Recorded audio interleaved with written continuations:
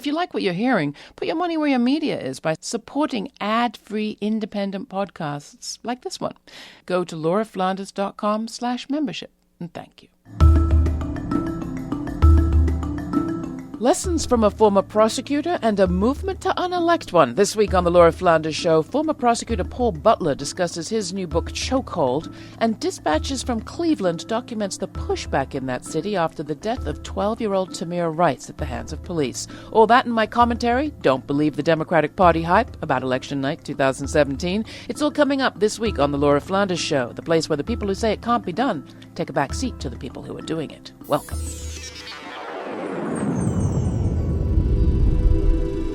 There's an idea out there that black violence expresses character and is endemic, while white violence is deviant and rare. Writers from James Baldwin to Touré have written about it, and people have sung songs about it too. Still, it endures as an idea, it drives policy, and kills people, most especially black men in the USA.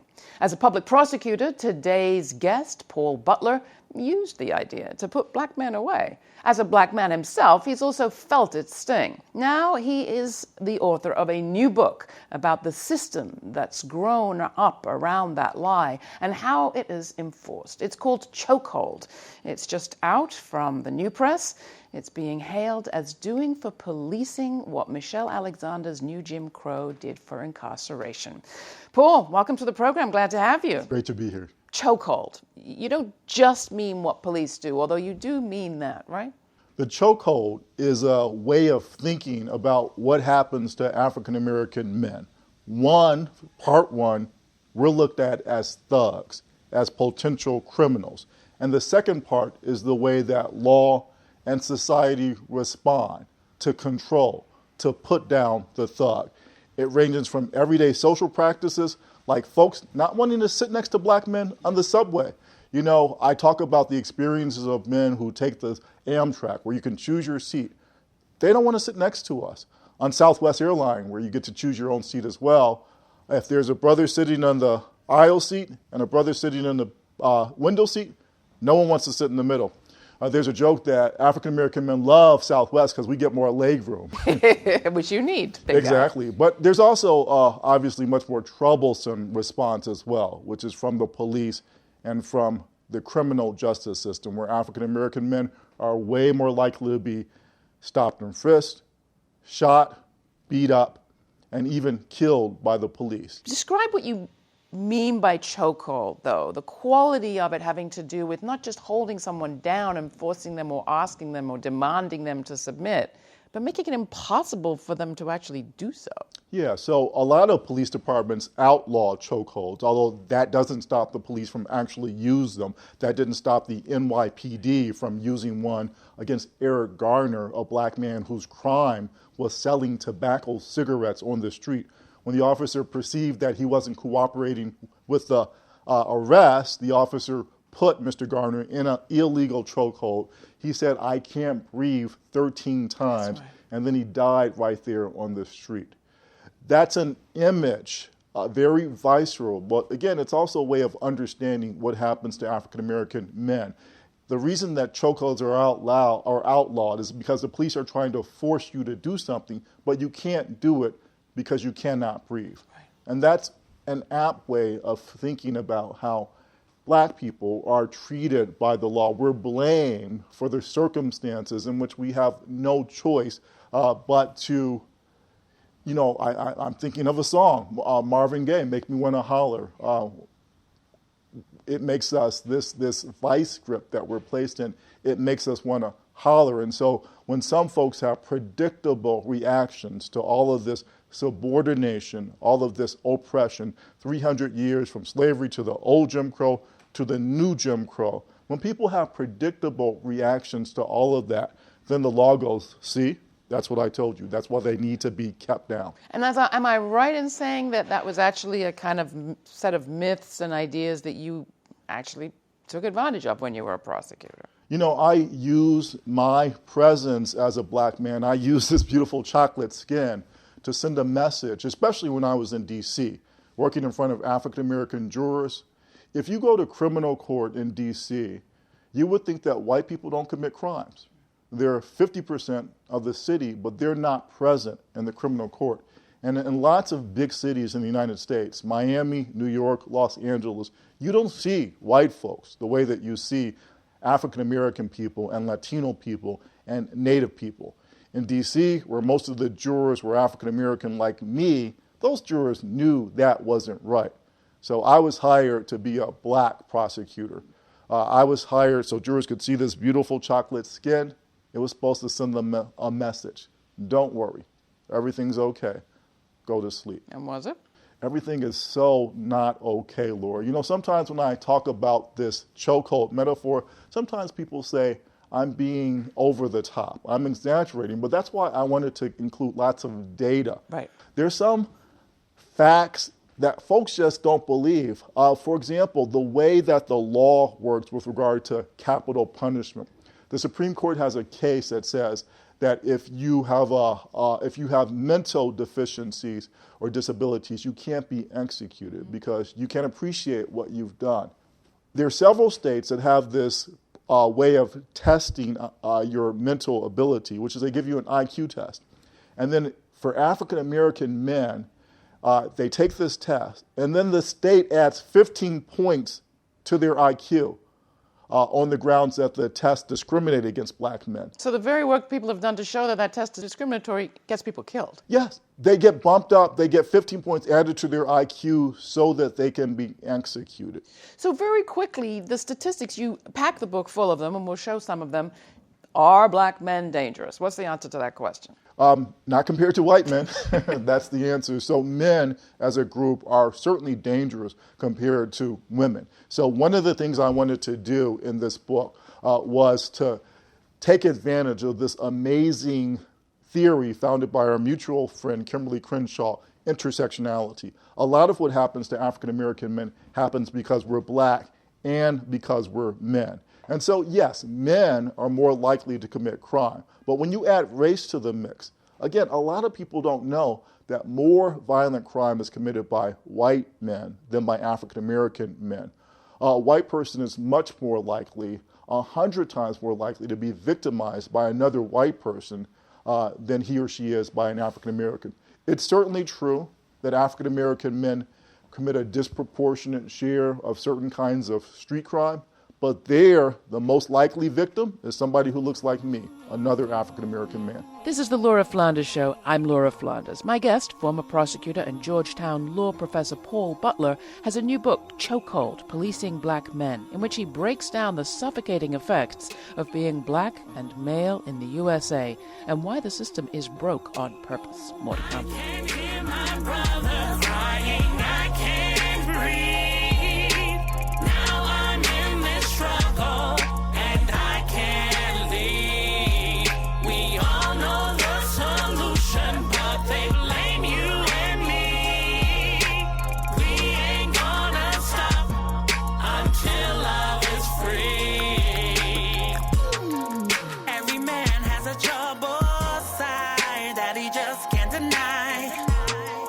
But if only he can get a try, then he may touch the sky.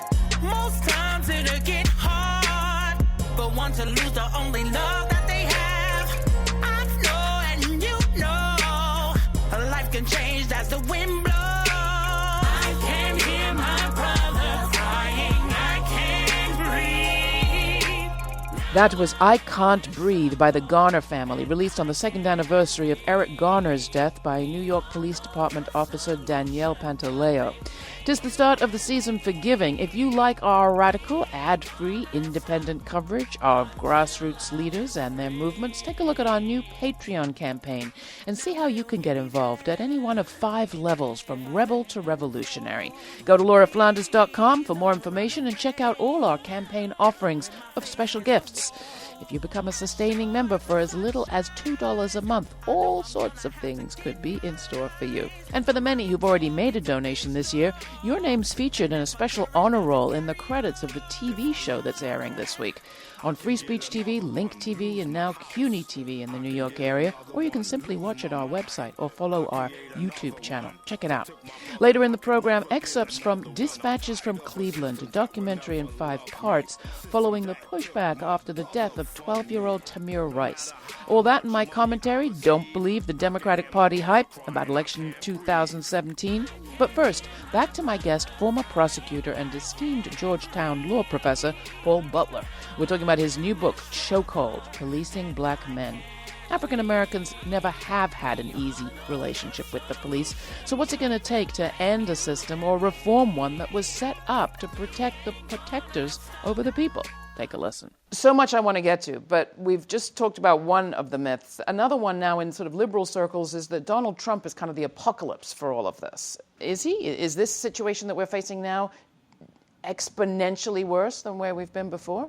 I don't know how Trump could be worse. What I'm hoping if it's an apocalypse, it could be a productive apocalypse. In part because when I was writing this book, I was kind of thinking Hillary Clinton was going to be the president. But there was no rejoicing. I thought she'd be like President Obama, who did more in this criminal justice space than any president before him, but still not nearly enough. So I thought that President Hillary Clinton might continue this tradition. Even with a history of her husband's Criminal Justice Act and all of that? Well, you know, she campaigned with mothers of the movement, women who lost children due to police violence against black people. So I think she had that moral weight. And things have not changed so much. African Americans have never had peace with the police. They didn't. We didn't during the Bill Clinton administration. We didn't during the Obama administration. But certainly there's been a lot more focus. So I was cautiously hopeful, but not expecting a whole lot, in part because she was talking about reform. And Laura, we're too deep in this mess to be thinking about reform. We have to think about transformation. We have to talk about disrupting the United States of America as we know it and remaking it. You know, it's something that African Americans have traditionally done. Every 100 years or so, we come and save this country's soul. We did it when we abolished slavery. We did it when we abolished the old Jim Crow. And so the radical idea in Chokehold is about abolishing the new Jim Crow. You lay out 3 steps that could start that process. I think you called them steps to abolition. You know, because when I talk about prison abolition, especially from a former prosecutor, people say, what, are you crazy? I don't mean that we go and open every prison door cell tomorrow. So I think we have to do this in a way that respects people's desire to be safe. So one question we ask is, well, what is it that we think prison does? So what we hope it does is to keep us safe from people who would harm us and to make people who've caused harm responsible, accountable for what they've done. People like me who've worked inside the system, we know prison doesn't do either of those very well. So then the question is, what are other systems, what are other ways that communities can be safe, where people can be responsible when they've caused harm, that don't involve locking people in cages? And like what? So it turns out that all kinds of communities are experiencing this because lots of folks, not just African American men, have the same issue of wanting to be safe but not trusting the police. We've certainly heard it around African American women in their experience of calling the police in a crisis and finding that they get more violence, not less direct. Of course, the transgender community, people who are undocumented, lots of people don't trust the police but still want to be safe. So there's a lot of people experimenting. Exactly, and what exactly. Are they doing? Common Justice is an organization in Brooklyn, New York, that working with the DA's office, Laura, they take people completely out of the criminal justice process, people who have been violent. The victim has to consent. In Brooklyn, they do all the time because they know criminal justice doesn't work. So they put these, it's usually men, into these circles that they have to take responsibility for what they did. It's a long process. They have to think about why they did it. They have to repair themselves, repair the relationship. A lot of the brothers, when they're in the middle of this 2-year thing, they say, man, I wish I'd gone to prison because this is work. This is too hard. But guess what? Much better outcomes than locking people in cages. And so when we look at who's in prison now, people, when I talk about abolition, they're all concerned about the 5%. 5% of people are locked up for homicide and sex crimes and crimes against children. So if we think of those as the worst crimes, that's just 5%. I don't know exactly what to do with those folks now, but I say let's start working on the 95%. So again, we do this in a responsible way. About 10% of people who are in prison now are over 55. Laura, prisons are actually operating assisted living facilities. Those people don't belong in prison. And I know it's a lot of data, but the last one, this should blow everybody's mind. 80% of people who are locked up are either addicts or have mental illnesses. Right. I would say that prisons are the largest providers of mental health services, except they don't actually provide those services. They just warehouse those people. And so this is a human rights issue. It's civil rights, it's civil liberties, but at the end of the day, it's just human rights. We are not treating people in this country fairly when they've messed up. We're just making it worse. So we're running out of time, and I want to roll lots of questions into one. So I will. One of them is, you're a model of somebody who made a change. When you saw the situation in the prosecutor's office, you said, I'm out of here. I want to hear more about that. And then your message to others who could do something differently today to help to unravel this system. I'm not saying it's not a systemic problem. It can't all be done by individuals. But there are people and companies, you talk about insurance companies, could address this question of police brutality differently. So why did I leave the prosecutor's office? I was working at the Department of Justice. I had the most high-profile case in the section. I was prosecuting a United States senator for public corruption. While I was working on that case, I got arrested and prosecuted for a crime I didn't commit.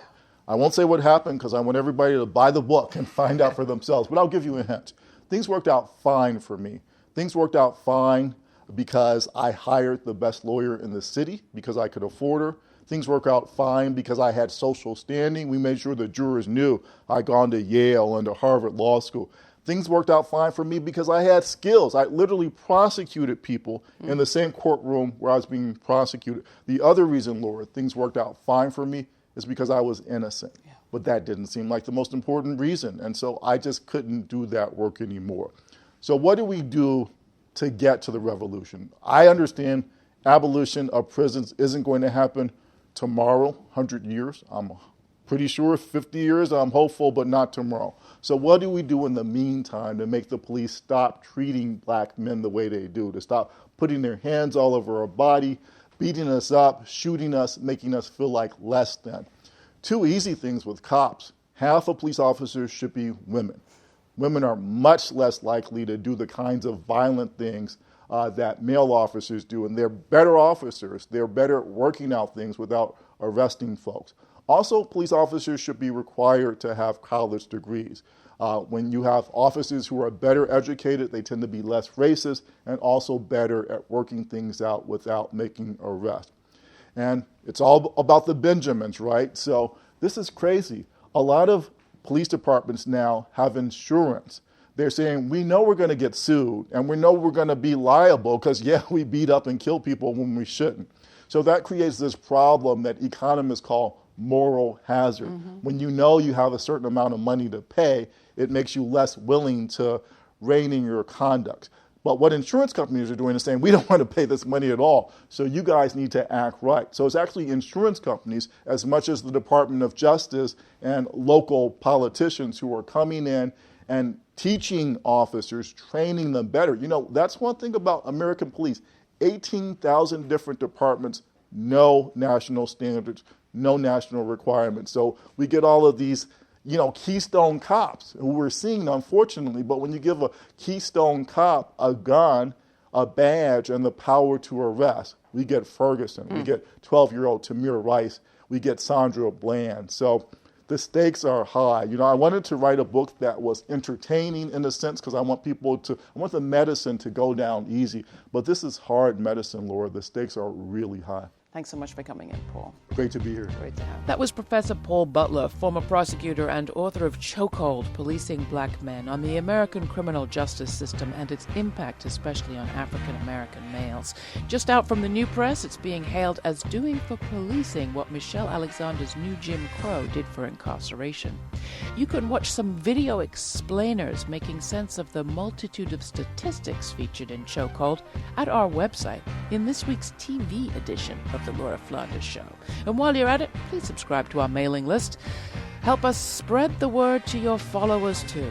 It helps. Thank you. Next, Dispatches from Cleveland, a documentary following the pushback after the killing of 12-year-old Tamir Rice at the hands of police, produced by Catherine Gund and Darisha Kai. The film follows a community long shaken by police misconduct, figuring out how and where to fight back. I mean, I seen Rodney King on TV. You know, I thought it was all over, and then I seen Trayvon. Samaria Rice, mother of Tamir Rice. And then I seen Michael Brown, Eric Garner, John Crawford. Then I seen me. I just don't believe it. I was just raising my kids. I was in the middle of cooking lasagna, and I got a knock at the door.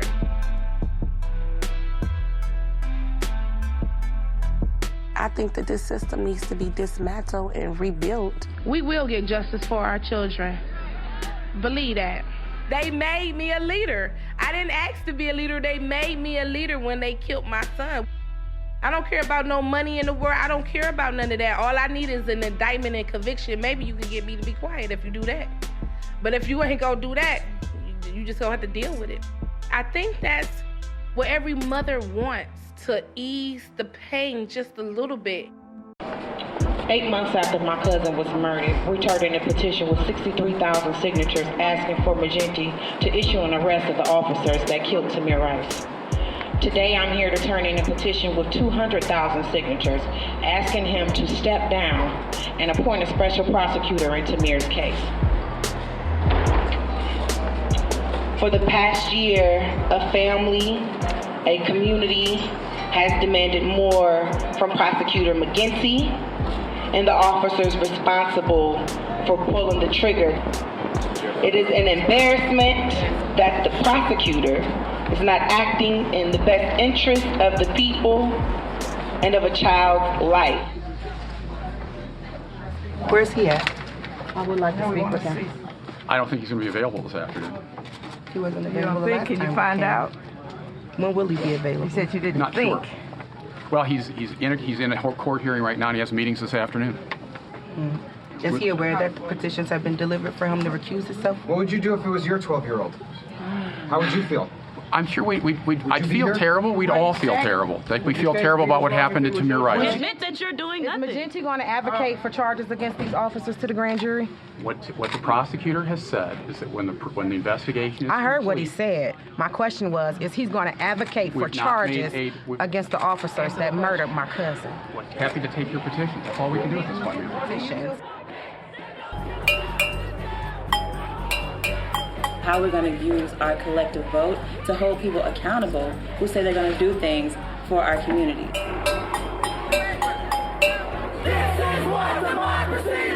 How do we utilize this weekend to long-term target Prosecutor McGinty as like the root cause of the mess that we are seeing? 3 weeks out from our March primary, the Democratic race for Cuyahoga County prosecutor is heating up. It is a race that puts incumbent Tim McGinty against former Cleveland Councilman Mike O'Malley. McGinty, gotcha! No. It's going to take all of us to keep this message in the eyes of the political figures and let them know that we are watching them and our vote will matter in the next election. The truth of the matter is, the prosecutor can do the right thing before it goes anywhere else once he or she gets the report. It's a new day. We're gonna do it a new way. We ain't going nowhere. And we say no more. No more. No more. No more. That's the statement. When do I say enough? Do I wait till I get cuffed or maybe I get struck? Keep my feelings tucked, tis it stays of blood. Tell me what it takes, mandates proceed to fail. At this rate we can excel, speeding toward the gates of hell. Those were clips from the documentary Dispatches from Cleveland. You can see more on our TV program on Free Speech TV, Link TV, CUNY, or our YouTube channel. Find out at lauraflanders.com/watch. Next, my weekly commentary, The F Word. Excited by the last elections, relieved to see Democrats clean up? A year after the election of Donald Trump and the Republican sweep, progressives won from Maine to Minnesota this fall. Women scored big, especially women of color. Virginians elected their first Latinas and their first openly transgender person to the House of Delegates. Election night was a cheery affair for people on the progressive flank of the ever-fractious Democratic Party. Cheery, but for one terrifying moment. Just before Virginia's governor-elect Ralph Northam took the stage, a man took to the mic who is uniquely qualified to seize from the jaws of victory yet more dismal defeat for Democrats. Terry McAuliffe, the former Democratic governor and party consigliere, has spent his career shoving the Democratic Party to the right, creating exactly the sort of party profile that has turned off at least a generation of voters. At the Democratic Leadership Council, McAuliffe never saw a lobbyist whose dollars were too blood-soaked to accept. Chevron, Enron, Philip Morris, Monsanto, McAuliffe found them all a warm and cozy place. When Donna Brazile wrote in her book that the Democratic National Committee was run as a virtual slush fund for the most powerful polls, she was hardly breaking any news. The DNC's run that way for decades, and McAuliffe's been a central part of that. Whose party is it? Wall Street's or your streets? That's the question at the heart of my 2006 book, Blue Grit, and it's still just as relevant today. Who and what won in 2017 and why? You can credit moderate GOP-light establishment candidates like favorite Northrop and believe that their win trickled support down to the bottom of the ticket. Or you can look at the base and see enthusiasm and energy spill up. Here's a hint. As Brazile says, the DNC is not a bottom-up operation. Every year, the party depends on activists from social movements to fill in the gap. This year, even after 18 months of being bad-mouthed by Clinton crusaders, Bernie Sanders supporters and the groups they tend to be part of raised money, knocked doors, made calls, and did the work local party outfits might do if they had the funds or the encouragement, but they don't. The progressive flank helped elect not just Democrats, but outspoken progressives, candidates who defied the McAuliffe-Clinton wisdom and didn't shy away from humane positions on radical things like war and taxes and death penalties and monopoly capitalism. Frankly, Democrats should have cleaned up this season. For a year, the president's disapproval ratings have stayed well over the 60% mark. The off-season victories could signal more success in the midterms and 2020, but not if McAuliffe and his ilk are allowed to interpret the results. Luckily, on election night, the reporter I happened to be watching was young and real enough not to listen to McAuliffe's speech about Northrop as a moderate model. He kept on talking about exciting down-ticket victories. Long may that sort of reporting continue. You can write to me, Laura, Laura, at lauraflanders.com. And thanks. This show is produced by yours truly, with Monica Mohapatra, Natasha Elena Ullman, Jeannie Hopper, Danica D'Souza, Emily Allen, Charlotte Prager, and Diego Romero Montiel. I'd like to hear what you think, so write to me. That's Laura, Laura, at lauraflanders.com. I do my best to get back to you as soon as I can. The program's made possible by the Novo Foundation and listeners like you. Become a member today. Thanks for your ongoing support. We couldn't do it without you. Stay kind, stay curious. Till the next time, I'm Laura Flanders.